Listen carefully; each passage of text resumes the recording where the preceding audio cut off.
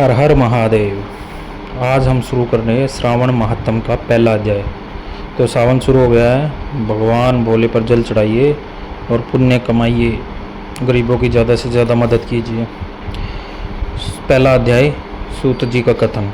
एक बार सूत जी शौनक तथा अन्य ऋषिगणों की सभा में पधारे। सूत जी ने उन्हें आदरपूर्वक प्रणाम किया और बैठने के लिए आसन दिया।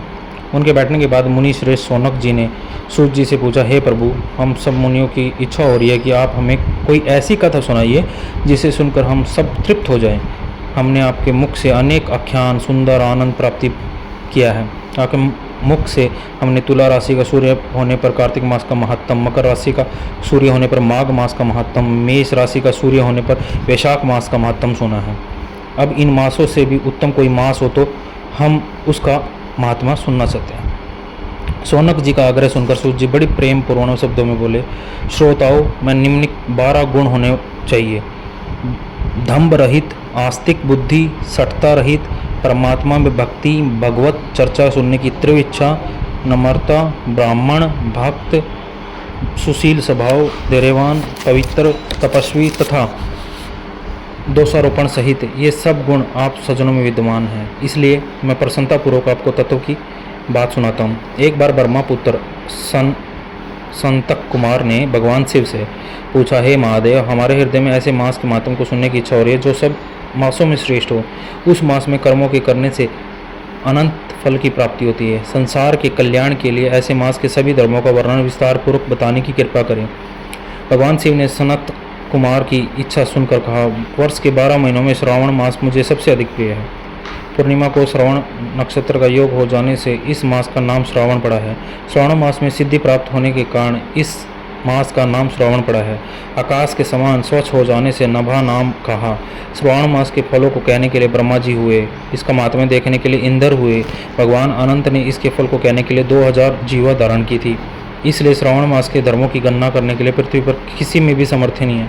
इस मास की कला को भी अन्य मास प्राप्त नहीं कर सकते। इस मास का कोई भी दिन व्रत शून्य नहीं है। इस मास की सभी तिथियां व्रत वाली हैं। संतक कुमार बोले, महादेव, आपने सभी अभी बताया कि इस मास की प्रत्येक विधि व्रत वाली है। आप मुझे बताइए कि किस तिथि में कौन सा व्रत रखा जाता है, उस व्रत का अधिकारी कौन है, उसका फल क्या मिलता है तथा उस व्रत को करने की विधि क्या है, किसने इस व्रत को किया, उसकी उद्यापन विधि क्या है, उसका देवता कौन है, पूज्य कौन है, पूजन सामग्री क्या है, प्रधान पूजन किसका कारण है, जागरण विधि क्या है, किस व्रत का क्या समय है। हे प्रभु, आप सब मुझे ये बातें कृपा विस्तार पूर्वक बताने की कृपा करें। श्रावण मास आपको क्यों प्रिय है, इसे पवित्र किस कारण से किया गया है, इस मास में कौन सा अवतार उत्तम माना गया है, इस मास में कौन सा अनुष्ठान करने योग्य माना गया है। हे प्रभु, आप सब प्राणियों के लाभार्थ मुझसे कहे। रविवार से शनिवार तक जो व्रत आदि किए जाते हैं वे कृपया कर बताने का कष्ट करें। आप सब देवताओं में बड़े होने के कारण महादेव कहलाते हैं। पीपल के पेड़ में तीनों देव ब्रह्मा विष्णु महेश का निवास कहा गया है, उसमें भी उसका निवास उस सबसे ऊपर कहा गया है। आप कल्याण रूप होने के कारण, शिव पापनाशक होने के कारण हर कहलाते हैं। शरीर में गणेश जी का अधिष्ठान रूप 4 दल का मूलाधार नाम का चक्कर है। उसके ऊपर 6 दल का ब्रह्मा जी अधिष्ठान नाम का चक्र है, दूसरा चक्कर है। सबसे ऊपर 10 दल का भगवान विष्णु का मणिपुर नामक तीसरा चक्र है। चौथा चक्र हृदय में 12 दल का अनाहत नाम का है। इस चौथे चक्र में आपकी स्थिति कहीं कही गई है। आपका निवास सबसे ऊपर होने के कारण आपको मुख्यत कहा गया है। इसलिए आपका पूजन करने से पंचायतन का पूजन हो जाता है। अन्न को ब्राह्मण कहा गया है। भगवान विष्णु जल रूप कहे गए हैं। जब आप उस अन्न और जल को ग्रहण करते हैं तो आपकी प्रवणता में किसी को लैस मात्र भी संदेह नहीं रह जाता। आपका शमशान और पर्वत पर निवास सभी प्राणियों को विरक्ति का संदेश देता है। आपके यश का वर्णन करना वाणी से परे की बात है। यहाँ पर हमारा पहला अध्याय श्रावण मास का संपन्न होता है। सुबह जल्दी उठकर, जितना जल्दी हो सके, 5 बजे 4 बजे ब्रह्म मुहूर्त शुरू हो जाता है तो अच्छा रहता है। स्नान कीजिए। शिवलिंग पे या तो आपके घर के या पार्क के या फिर बाहर जाके मंदिर में जाके शिवलिंग पे दूध, गुड़ और जल मिलाकर, थोड़ा गंगा जल मिलाकर और हो सके तो बेल पत्तर लेकर शिवलिंग पर जल चढ़ाएं।